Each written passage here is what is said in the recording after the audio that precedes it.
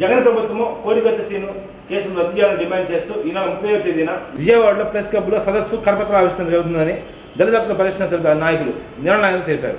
స్థానిక దళిత హక్కుల పరిరక్షణ సమితి కార్యాలయంలో ఏర్పాటు చేసిన మీడియా సమావేశంలో పాల్గొని మాట్లాడారు. ఈ కార్యక్రమంలో దారా అంజియ, తానికొండ ఆనంద్, కాకుమార రవి, మేకల ఆదినారాయణ, యోగయ్య తదితరులు బాగున్నారు.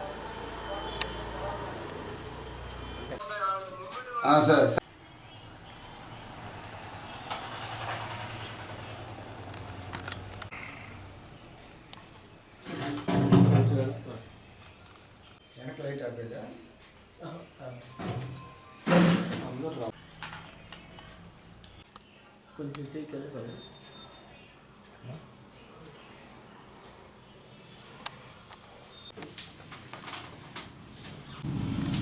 ఈ నెల 30వ తేదీన విజయవాడ ప్రెస్ క్లబ్లో కోడికత్తు సీన్ని వెంటనే విడుదల చేయాలని, కోడికత్తు సీన్ కేసుని జగన్ ప్రభుత్వం రద్దు చేయాలని డిమాండ్ చేస్తూ నిర్వహిస్తున్నాము. కాబట్టి ఈ నెల 30వ తేదీన విజయవాడ ప్రెస్ క్లబ్లో జరిగే కోడికత్తు సీన్ కేసును రద్దు చేయాలని డిమాండ్ తోటి సదస్సు జరుగుతుంది. కాబట్టి దీనికి దళిత సంఘాలు, అభిమాన సంఘాలు, అదేవిధంగా రాజ్యాంశకు వ్యతిరేకంగా, అక్రమ కేసులకు వ్యతిరేకంగా పోరాడే విప్లవకారులు అందరూ కూడా మేము ఆహ్వానం పలుకుతున్నాము.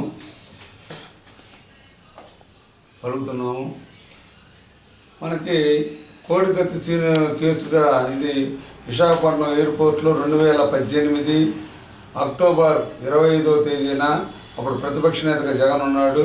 విశాఖపట్నం ఎయిర్పోర్ట్ లాంజీలో కోడికత్తితోటి అతని మీద దాడి చేయడం జరిగింది. దాని మీద కేసు నమోదైంది. కానీ అప్పటి నుండి ఆ కోడికత్తి సీన్ పేరు చెన్నపల్లి శ్రీనివాసరావు. వాళ్ళది తూర్పు మన డాక్టర్ అంబేద్కర్ కోనసీమ జిల్లా ముమ్మడివరం గ్రామం అతనిది. అతను ఎస్సీ ఒకడు.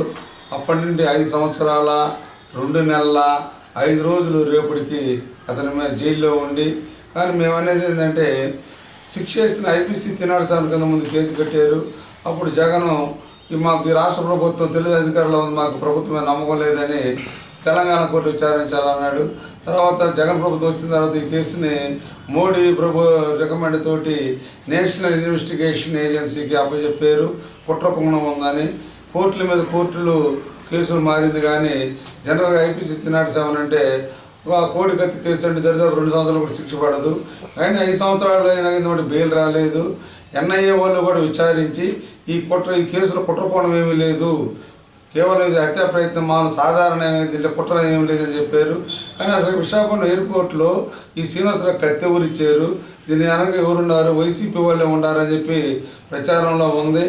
ఇప్పటికీ అంటే గతంలో ఎన్టీ రామారావు ఉన్నప్పుడు అధికారం కోల్పోయినప్పుడు మల్లెల బాబ్జీ అని ఒక అతన్ని ఎన్టీ రామారావుని కత్తి పొడిపించి డ్రామా చేసి సానుభూతి కోసం ఓట్లు కొట్టారు.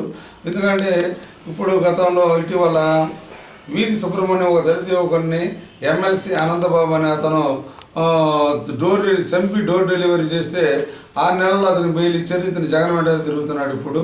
కానీ ఇప్పుడు మాత్రం ఇతను అదేవిధంగా మనకి గొడ్డలవేటు కేసు తెలుసు, గొడ్డల కేసు బాబాయ్ వైఎస్ వివేకానంద రెడ్డిని కూడా గొడ్డలవేటుతో చంపి గుండెపోటు అని చెప్పారు. ఈ రోజుకి సిబిఐ అతను అరెస్ట్ చేయలేదు, ఎవరిని వైఎస్ అవినాష్ రెడ్డిని అరెస్ట్ చేయలేదు. కానీ ఇతను ఒక తినాడు 7 చేసాడు అనుకున్నా కానీ బెయిల్ ఇవ్వాలి, కానీ బెయిల్ ఇవ్వలేదు. హత్య కేసులు ఇస్తున్నారు. కానీ దళితుడని 5 సంవత్సరాలు 2 నెలలు జైల్లోనే మోగుతున్నాడు. ప్రభుత్వం ఇతను దళితుల ఆరాధ్య దైవం, దళితుల మేనమామ, క్రైస్తవుల ఆరాధ్య దైవం జగన్ ప్రభుత్వం వెంటనే ఇటీవల రాష్ట్ర జగన్ ప్రభుత్వం ఎన్నికలు వస్తున్నాయి కాబట్టి ఎంఆర్పిఎస్ల అల్లల కేసులు, మరేవిధంగా రాపూర్లో మాలల పోలీస్ స్టేషన్ మీద దాడి చేసిన కేసులు 19 కేసులు రద్దు చేశాడు.